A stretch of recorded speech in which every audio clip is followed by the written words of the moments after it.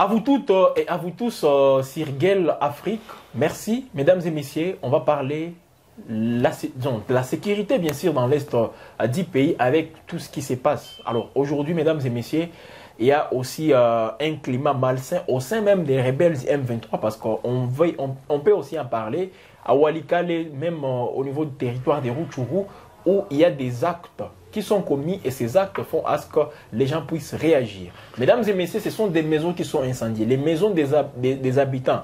En petit, même dans le territoire de Rutshuru vers Kibirizi, il y a eu aussi des informations faisant état, bien sûr, des incendies perpétrés par les éléments du M23 RDF.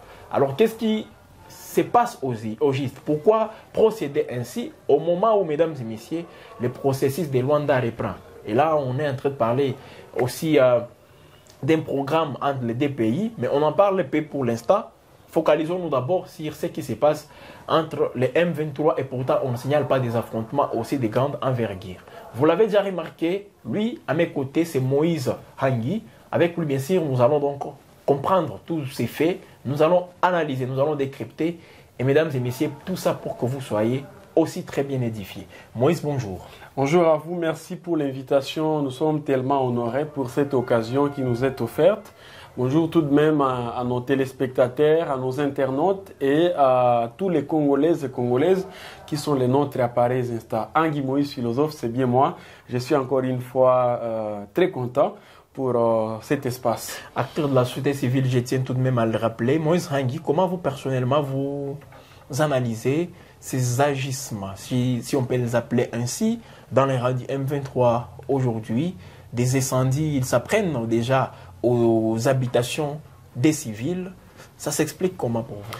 Alors pour nous, c'est des actes intolérables et inadmissibles qui sont en train d'être bien évidemment perpétrés par les éléments de la coalition M23 RDF-AFC qui sont aussi appuyés et soutenus par le régime rwandais du président Paul Kagame, soutenu aussi pour sa part par les impérialistes.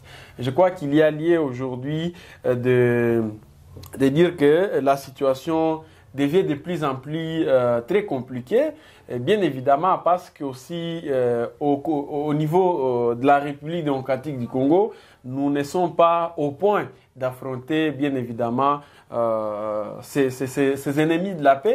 C'est pour ça que ces derniers continuent donc à se mettre nous ne sommes pas au point, donc il y a une incapacité côté congolais pour les affronter. Tout à fait. Comme il se doit. Il ne faut pas mâcher les mots. Je crois que nos autorités ne sont pas en train de nous aider tel qu'il se doit. Kinshasa semble être en tout cas déconnecté de la situation que nous traversons ici. Je dirais même que nous sommes à un certain niveau abandonnés. Ce qui intéresse les politiques, c'est des débats quelque peu stériles, alors que l'intégrité territoriale est menacée, des entités continuent à tomber et des compatriotes continuent d'être massacrés par les rebelles du M23 ici, dans les sites de la province et dans les grands nord. Les ADF n'ont pas encore dit les derniers mots. Pas qu'à le massacre se poursuit.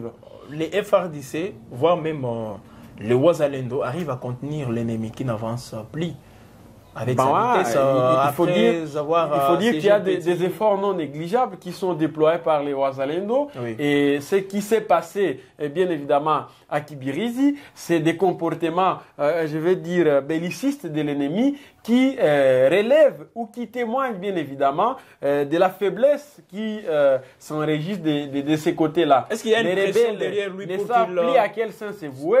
Lorsqu'ils affrontent les Wazalendo, ils décident maintenant d'incendier les habitations des pauvres citoyens et c'est des actes qui constituent des violations graves du droit international humanitaire et du droit international. Encore une fois, nous déplorons et condamnons fermement cette façon pour les rebelles de s'en prendre aux civils en violation flagrante du droit international humanitaire. Ils doivent affronter l'adversaire et ne pas incendier des maisons, ne pas aussi s'en prendre aux hôpitaux par exemple et à d'autres biens communs. Comment c'est là Moïse?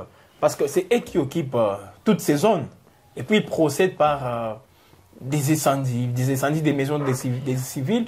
Alors, comment? Parce que c'est eux qui sont là-bas, c'est pas les FARDC qui occupent des zones, c'est eux qui sont là-bas. À Kibirizi, ce qui s'est produit là-bas, c'était effectivement des attaques ciblées lancées par les rebelles avec pour objectif de s'apprendre aux Wazalendo. Ils pensaient que ces habitations hébergeaient les résistants patriotes Wazalendo. Et c'est comme ça qu'ils ont bien évidemment ciblé ces dernières avec l'objectif bien évidemment de neutraliser les VDP et de les tuer. Et malheureusement, c'est des citoyens lambda qui en ont été victimes. Ils subissent bien évidemment des embuscades et des VDP, ce que nous devons et nous continuons à encourager.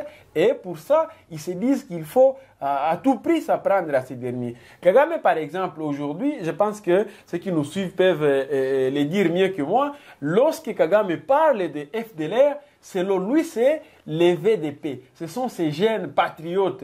Et moi, je me dis qu'il faut essayer de déconstruire ces narratifs que Kagame essaie un peu de brandir comme pour justifier cette agression dont nous sommes victimes. Moi, personnellement, j'ai beaucoup d'estime et beaucoup de respect envers les Wazalendo parce que je pense que ni Tété faux, peut-être que les rebelles se retrouveraient dans une entité aussi plus élargie et voire même la ville de Goma. Il ne faut pas mâcher les mots. Donc, à un moment, les FARDC étaient en train de s'obstiner à respecter le cessez-le-feu et d'autres mesures édictées par le facilitateur et même la communauté internationale. Mais pendant ce temps, les VDP n'ont pas lâché. Oui. Les VDP ont essayé de poursuivre certainement je ne sais pas si les affrontements. De même avec cette opinion, le bémol aujourd'hui est que l'espoir de toute une nation c'est directement et orienté plutôt à ces Wazalendo. C'est pas cette l'armée qui devrait en fait préserver l'intégrité du territoire national est en train de respecter des résolutions qui ne nous arrangent en rien. L'armée aujourd'hui est devenue, bon après, ça se dit toujours, un instrument complètement politisé. C'est un outil aujourd'hui qui se retrouve dans les poches des politiques. Et par moments, on constate que nos militaires ne prennent même plus le courage d'aller se battre. Et quand vous les approchez, ils vous disent qu'il y a le mot d'ordre de Kinshasa pour que nous ne puissions plus nous battre. Nous allons nous battre aussitôt. Le président de la République, commandant suprême des FARDC, va devoir donner l'ordre. Et pendant ce temps, l'ennemi progresse. Oui. Les rebelles progressent et continuent à récupérer de nouvelles entités, de nouvelles agglomérations. Aujourd'hui, le président de la République donne l'impression d'avoir abandonné des entités aussi stratégiques et importantes comme Bunagana, par exemple. Tshisekedi fait comme si Bunagana, c'est désormais pour le président Kagame. Vous ne le voyez pas. On fait comme si ça n'appartient plus à la RDC. Et moi, ça m'indigne.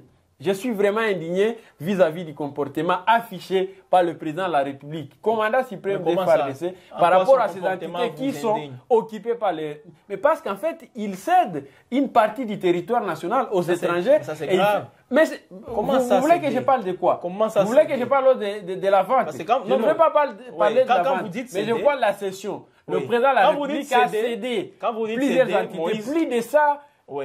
Une centaine d'entités aujourd'hui contrôlées par les forces armées rwandaises. Quand vous dites céder, ça veut dire rien n'est fait.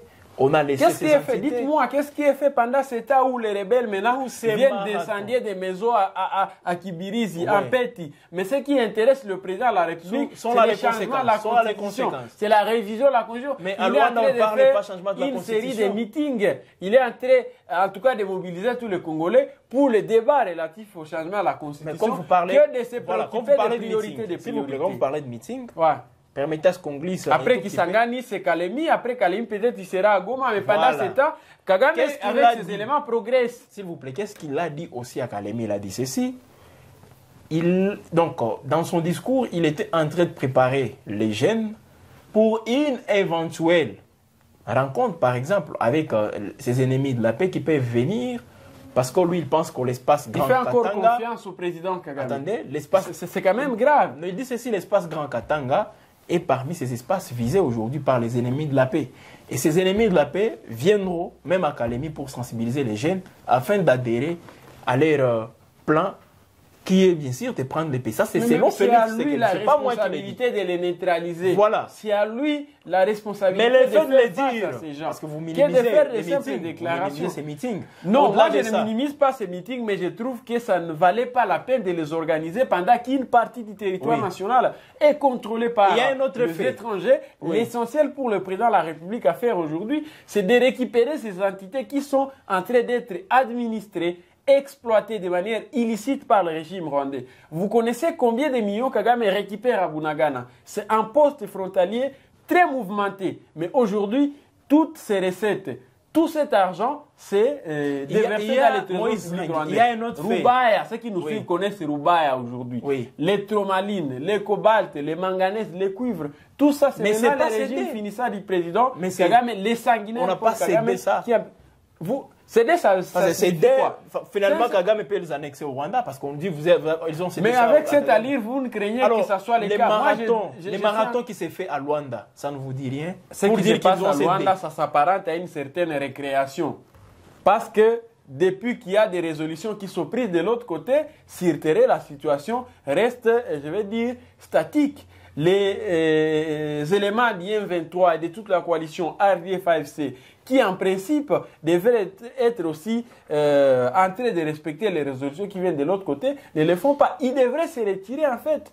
Les éléments, les troupes rwandais devraient se retirer. Maintenant, en quoi est-ce que ce processus nous est utile? C'est une récréation. Ça ne profite à rien aux Congolais. On devrait contraindre le président Kagame à respecter ses engagements. Par contre, qu'est-ce que nous avons fait? Nous avons accueilli chaleureusement le ministre rwandais des Affaires étrangères. Ça m'a révolté. De toute façon, le gouvernement congolais, le gouverneur militaire général de son rang, a réservé un accueil chaleureux aux représentants du président Paul Kagame à Goma, comme qui dirait que nous ne sommes pas agressés par les Rwandais. Et moi, ça mais nous discutons avec les Rwandais. Et ce n'est qu'un cas illustratif. Donc, on ne peut pas réserver un accueil de Serra à l'agresseur. Il allait être reçu par un chef d'avenue. Il allait être reçu par un chef de quartier et pas un gouverneur militaire, général de son rang. C'est une affaire qui concerne les pays. Ce n'est pas les avenirs. Ce n'est pas une avenir. Et vous trouvez normal contre une avenir au Rwanda? Ça veut dire que même dans les jours à venir, nous allons encore recevoir Kagame comme ça à Goma. Moi, je ne suis pas prêt. Et je ne pense pas que les Goma-Traciers puissent accepter recevoir Kagame jusqu'à ce niveau-là. Kagame est le premier responsable du malheur que les Congolais traversent aujourd'hui. On ne peut pas parvenir à faire comme si nous oublions en fait toutes les exactions, alors, tous les crimes qu'il a commis. Pour quelle stratégie? Parce que je vois fustiger beaucoup plus. Bien. S'il vous plaît, je vois fustiger tout ce qui se passe, que ce soit des rencontres diplomatiques, que ce soit même... sans résultat, c'est normal que nous puissions mettre en cause tout ça. Vous avez parlé aussi de meetings que vous fustigez. Au même moment, comme je viens de le dire, les incendies... Des meetings inopportuns. Les incendies des habitations civiles qui sont aussi signalés. Alors, dans tout ça, qu'est-ce qu'il faut faire aujourd'hui? On va rester là en train d'observer. Tout à fait. Ou soit, il est grand temps de prendre les taureaux par les cornes. Tout à fait. Je vais devoir essayer un peu de dire de manière très claire quelques éléments que j'ai évoqués dans mon introduction. Aujourd'hui, nous réalisons que les autorités qui sont censées rétablir la paix sont préoccupées par autre chose. Et vous avez remarqué, bien évidemment, pour les cas de figure, le président de la République, lui, aujourd'hui, ce qui lui préoccupe, c'est le changement de la Constitution. Et moi, je trouve ça, en tout cas, pas trop intéressant. C'est une question qui... Il est détourné des vraies questions. Il devrait d'abord se concentrer à garantir l'intégrité territoriale avant d'en parler. Non, c'est des démarches politiques. Mais quand il s'entretient avec des différentes populations, on lui pose des questions. Pourquoi ne pas venir répondre pas? Nous l'attendons au Nord Kivu. Sans rien dire. Moi, j'aurais bien voulu que le président de la République vienne à Goma, qu'il vienne ici à l'Est, qu'il se rende même à Massissi. Pourquoi pas? Bunagana, maintenant, il a cédé ça au président Paul Kagame. Mais moi, je me dis que ce qui se passe aujourd'hui, ça ne vaut pas la peine. Quand vous dites céder, il a cédé. C'est comme si rien n'est fait. Bunagana est contrôlé par qui? Je n'ai pas encore au mot céder. Je n'ai pas la possibilité de vous poser des questions, mais j'allais vous renvoyer la même préoccupation. Qui contrôle aujourd'hui Bunagana? N'est-ce pas le régime rwandais? Mais on a cédé.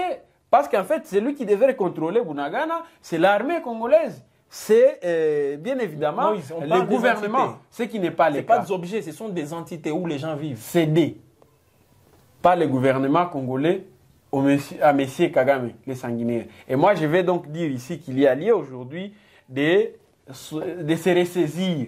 Je ne peux qu'inviter les chefs de l'État à concentrer ses énergies, à concentrer le moyen de l'État et toutes les intelligences de la nation vers les préoccupations qui sont d'abord prioritaires.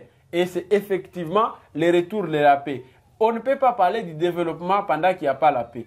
On ne peut même pas parler de la révision, du changement de la Constitution pendant qu'une partie du territoire national est sous le contrôle des agresseurs. Le président est lui-même conscient, par exemple, que le Nord Kivu est dans une situation très compliquée. Mais dans tout ça, il préfère maintenant nous mêler dans les débats de la révision. Je pense que ça ne vaut pas la peine. Une autre chose très essentielle à dire, c'est que nous avons des compatriotes qui payent le lourd prix de cette guerre d'agression. Et ces gens n'ont pas besoin de la théâtralisation de cette guerre. Lorsque nous accueillons le représentant de Kagame comme un petit ange, comme je vais dire un invité de marque, alors que c'est le représentant de l'agresseur, c'est une façon de mettre les couteaux dans le pleu, une façon encore une fois d'indigner les déplacés qui sont conscients que la guerre qui nous est imposée est entretenue par Kagame. Une autre chose, c'est que je crois que tous les Congolais qui nous suivent doivent aussi autant se mobiliser et se préoccuper de cette question de la guerre. Faire pression et plaider auprès du gouvernement pour que ça soit la priorité des priorités. Dans la mesure du possible, par exemple, nos députés devraient aussi se mettre dans la danse pour que l'armée, le ministre de la Défense et tous les corps essayent un peu, bien évidemment, d'entretenir très bien nos militaires. Et en fait, tout ce que je peux dire ici, c'est de réitérer encore une fois toutes nos condoléances et toute notre compassion vis-à-vis de la population d'un petit de Kibirizi qui a été victime de ces actes barbares et inhumains perpétrés par les éléments du M23 RDF. Encore une fois, nous réitérons notre sympathie à votre égard et plaidons pour que désormais ces actes ne se répètent plus. Je pense aussi qu'à la longue, le président rwandais payera cher de ces actes qu'il a été de commettre en RDC. Nous sommes à la fin de cette émission. Mesdames et messieurs, c'est Serguel Afrique. Merci à vous de nous avoir suivis.